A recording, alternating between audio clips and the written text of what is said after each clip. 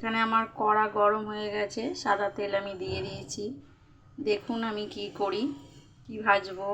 অক্সিজেনে ভাজবো ফুরুলি, তবে কিন্তু এটা ফুরুলি নয়, তাল ফুরুলি নয়, এটা বানাচ্ছি পাকা কলার বড়া। অক্সিজেনেও কিন্তু ফুরুলির মতো ভেজে খাওয়া যায় পাকা কলার বড়া।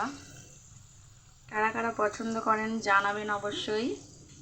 কীভাবে করলাম বলে দিই।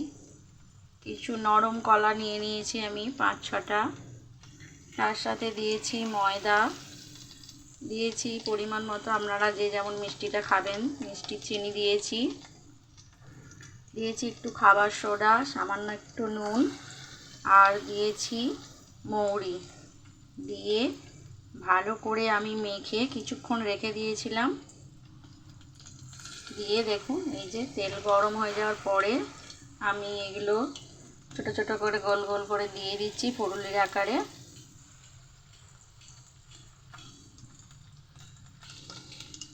দেখুন কি সুন্দর ফুলে যাচ্ছে, দেখুন বড় বড় হয়ে। তারপরে আবার দেখাচ্ছি বন্ধুরা।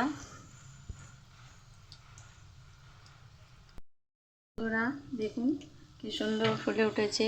আমি কিন্তু ওই মাখার সাথে একটু সুজিও দিয়েছি, আপনারা চাইলে একটু চাল গুঁড়িও দিয়ে দেবেন। আর দেখুন কি সুন্দর হয়ে ফুলে গেছে। এবার আমি এগুলো আস্তে আস্তে উল্টে দেবো।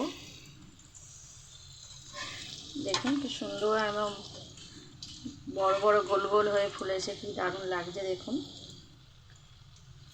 খুব সুন্দর লাগছে। কিন্তু আপনাদের কেমন লাগলো জানাবেন। আপনারা কে কে ভালোবাসেন খেতে, কারা কারা এইভাবে খেয়েছেন জানাবেন।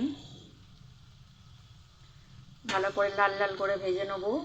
আর আঁচটা কিন্তু একটু অল্প রাখতে হবে, খুব বেশিও না খুব কমও না, মিডিয়াম আঁচটা রাখতে হবে।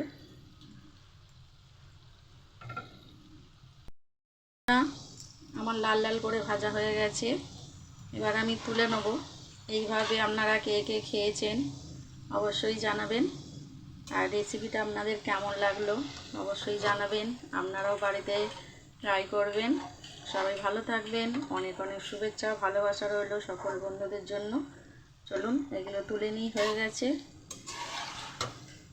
তুলে নিয়ে আবার দেখাচ্ছি বন্ধুরা। সব ভাজা হয়ে গেছে আমার সব কটা। টাটা বন্ধুরা, সবাই ভালো থাকবেন, সুস্থ থাকবেন। আবার পরে দেখা হবে আপনাদের সাথে।